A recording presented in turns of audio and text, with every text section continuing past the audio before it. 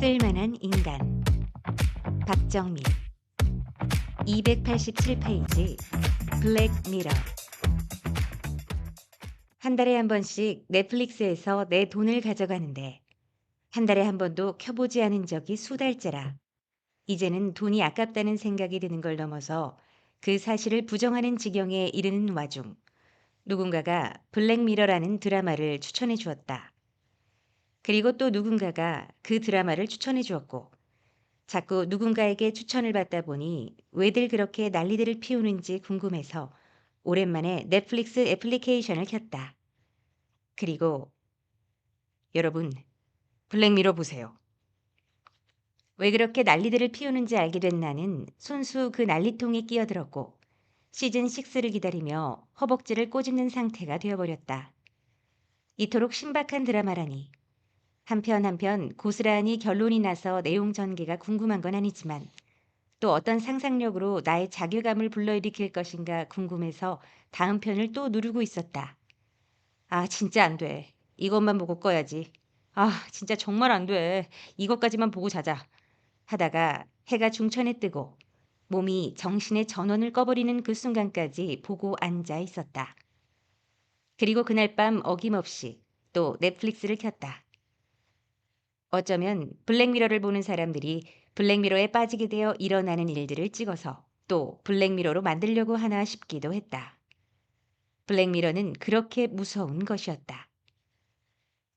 드라마는 가까운 미래의 발전과 기술과 그것들을 받아들이는 인간의 나약함, 집단의 야만성, 일탈의 비극 등을 그린다. 찾아보지 않아서 정확히는 모르겠지만 블랙미러란 거울 앞에 선 인간들의 어두운 미래를 대변하는 제목이 아닐까 싶다. 발전된 기술이 인간에게 쾌적함을 선사한다는 지금까지의 인식과는 달리 파고 들어가 보면 비극으로 이어질 것이라는 어쩌면 아주 현실적인 드라마라는 것이다.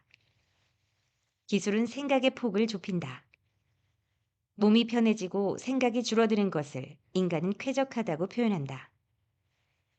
집에 들어오기 전후로 기계들이 미리 집안의 실내 온도를 맞춰놓고 욕조에 물을 받아놓으며 손가락 하나만 허공에 휘두르면 친구에게 전화가 걸리는 데다 화장실에서도 최소한의 동작으로 몸을 씻고 나오는 영화 속 장면들처럼 기술은 최소한의 에너지 낭비를 목표로 한다.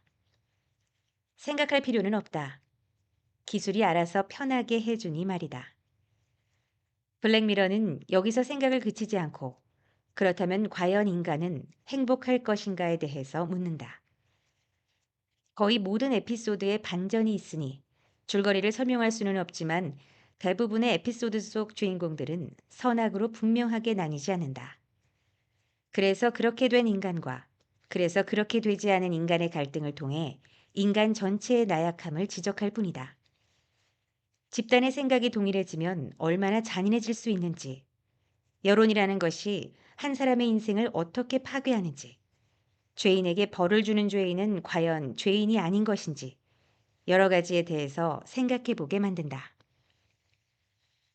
드라마 블랙미러는 발전된 기술에 의해 일어나는 미래의 인간 군상을 다룬다고 이야기했지만 가만히 생각해 보면 꼭 그렇지만도 않은 것 같다.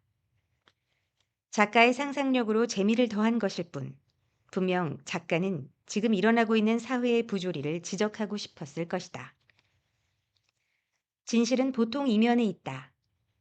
사람들은 자주 현상만으로 무언가를 판단하고 욕을 내뱉고 조롱한다.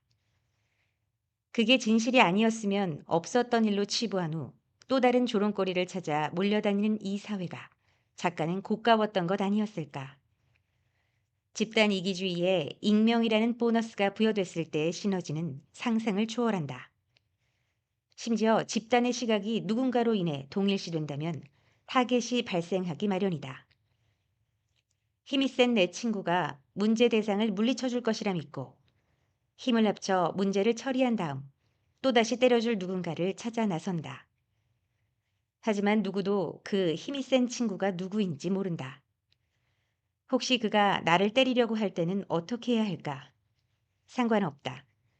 상상해 본 적도 없고 그럴 일도 없을 것이기 때문이다. 블랙미러는 이렇게 집단의 잔혹함을 지적한다. 미래에 나올지 안 나올지도 모르는 그 현란한 기술을 보여주고자 함이 아니라 뒤에서 고통받을 누군가를 그리고 있다. 영웅이 등장해서 나쁜 놈을 처치하는 것이 아니라 그 모두가 나쁜 놈이고 사실 영웅 같은 건 없다고 말한다. 이미 너무 많은 것이 위태로운 상황이며 이대로 조금만 더 가면 되돌아올 수 없다고 경고하고 있다. 점점 편해지는 기술 뒤에 인간들은 한없이 난폭해지고 있다고. 누군가를 직접적으로 찌르거나 쏘는 사륙은 줄어들고 있을지 몰라도 당신의疾병 너머의 누군가는 정체를 모를 누군가들에게 죽어가고 있다고. 그리고 내일은 그게 당신이 될 수도 있다고 말하고 있는 것이다. 그리고 문득 또 다른 상상을 해본다. 자, 기계들이 지배하는 세상이 왔다고 가정해보자.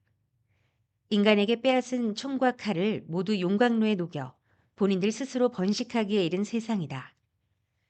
100년 전부터 이미 인간보다 똑똑했던 기계들은 이제 인간이 하는 모든 생산 활동을 대신하기 시작한다. 본인들의 규칙 안에서 인간들을 제어하고 통제한다. 이제 지구의 주인은 기계이고 본인들을 머신 사피엔스라고 일컫기 시작했으며 인간은 자신들이 관리해야 할 하나의 종족 중 하나에 불과해졌다. 이 세상에서 인간은 더 이상 영장류 같은 것이 아니다. 인간보다 힘이 세고 지능이 높은 기계들이 인간의 야만성을 통제하는 행위는 어찌 보면 정당한 일이다. 인간들의 탐욕으로 인해 찾아올 지구의 재앙을 막고 살아남기 위해 기계들이 인간의 야만성을 통제하는 것은 생존 본능이란 말만으로도 설명이 가능하다. 인간이 살아남기 위해 인간이 아닌 것들을 통제하고 제어한 것처럼 기계가 같은 행동을 하는 것도 전혀 이상한 일이 아닌 것이다. 비극적인 상상이라고 보일 수 있겠지만 인간이 아닌 모든 것들의 입장에서는 이 가정이 비극적이지 않을 가능성이 매우 높다. 동물들은 대량 학살에 시달리지 않아도 되고 쇠창살에 갇혀 누군가의 구경거리가 되지 않아도 된다. 나무와 숲은 더 이상 인간들을 위해 쓰이지 않아도 되고 하늘과 바다는 점점 제 색깔과 온도를 찾을 것이다. 그리고 어쩌면 같은 인간임에도 불구하고 힘이 약하다는 이유로 늘 죽음의 위험에 노출되어 있던 인간들에게도 비극이 아닐 수 있겠다. 지구의 주인은 늘 그렇게 바뀌어 왔다. 인간이 지구의 최강자였던 시간도 그리 길지 않으니 그보다 강한 존재가 등장하는 건 지구의 역사로 봤을 때 전혀 이상한 일이 아니다. 오히려 그 짧은 시간 동안 많은 것들을 파괴한 인간의 오만함이 더 이상한 일이다. 인간은 보통 오만한 인간을 혐오하지만 인간은 인간이라는 사실 자체로 이미 오만한 경우가 많다. 동물을 학대하는 인간을 혐오하면서도 동물원으로 나들이를 가는 것과 같은 이치다. 그게 뭐가 문제냐고 묻는다면 기계가 인간을 지배하는 것도 큰 문제는 아닐 것이다. 또 하나의 작품을 끌고 들어와 보자. 어벤져스. 이 영화의 빌런으로 등장하는 타노스는 우주의 균형을 맞추기 위해 생명체를 모두 반으로 줄이고자 한다. 난 그런 거 모르겠고 그냥 다 때려 부시고 싶어 하는 예전의 우주 괴수들과는 조금 결이 다른 악당이다. 그래서인지 우주를 지키고자 하는 타노스와 지구를 지키고자 하는 어벤져스의 싸움이 단순히 선과 악의 싸움처럼 보이지만은 않는다. 이 영화는 현재 지구가 처해 있는 위태로움을 어떻게든 이야기하고 싶은 것처럼 느껴진다.